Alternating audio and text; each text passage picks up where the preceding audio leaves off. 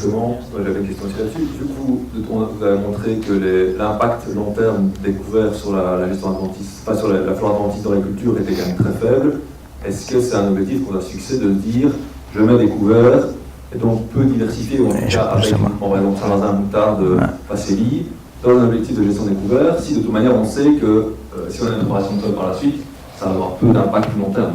La question exacte, c'est Stéphane qui va répondre, mais il y a des agriculteurs qui disent le temps est tellement court, moi je préfère avancer ma date de semis, semer très tôt, comme ça j'ai bien un couvert, qui est mon couvert cultivé, plutôt que d'investir dans un couvert dont je ne connais pas les résultats.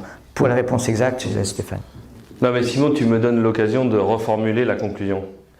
La conclusion, c'est pas que les couverts ne servent à rien pour gérer la flore adventice, c'est que les couverts dans des systèmes intensifs, ce que je définis par intensif, c'est dans lequel il y a encore un recours au travail du sol important.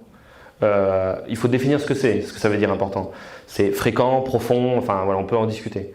Et dans lequel il y a l'utilisation du désherbage chimique, qui sont deux marteaux hyper importants et très structurants de la flore adventice, on ne voit pas l'effet des couverts. À partir du moment où tu réduis le travail du sol et là c'est difficile, réduire l'utilisation des herbicides dans des systèmes sans travail du sol, les couverts deviennent hyper importants pour gérer la flore adventice.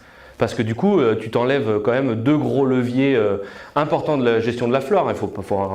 On est très très intéressé par les systèmes en semi-direct, pour autant il faut avouer que du travail du sol, ça reste un moyen de gérer de la flore adventice. Et à partir du moment où tu réduis ce levier-là, couvrir les sols devient important. À partir du moment où tu réduis l'utilisation des herbicides, couvrir les sols devient important. Et en fait, ce qu'on a comme résultat dans la littérature, c'est qu'à partir du moment où il y a encore du travail du sol et ou encore de l'utilisation d'herbicides, ça masque l'effet, ça efface l'effet.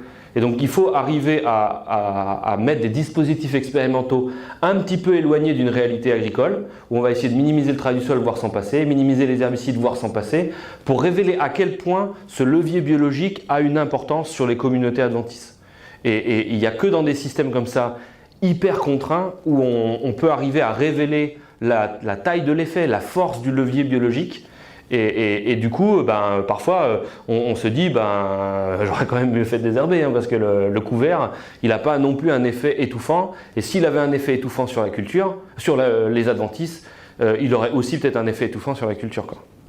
Donc en gros, avoir une gestion, viser une concurrence adventice, c'est uniquement en semi-direct. Et si on est dans TCS ou en labour, alors on va viser d'autres objectifs pour les couverts, stockage de carbone.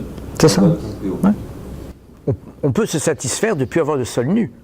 C'est quand même bien de voir des parcelles couvertes de végétaux plutôt qu'avec des sols nus. Après, il ne faut pas demander à ces végétaux de faire des choses qu'ils ne sont peut-être pas capables de faire, quoi.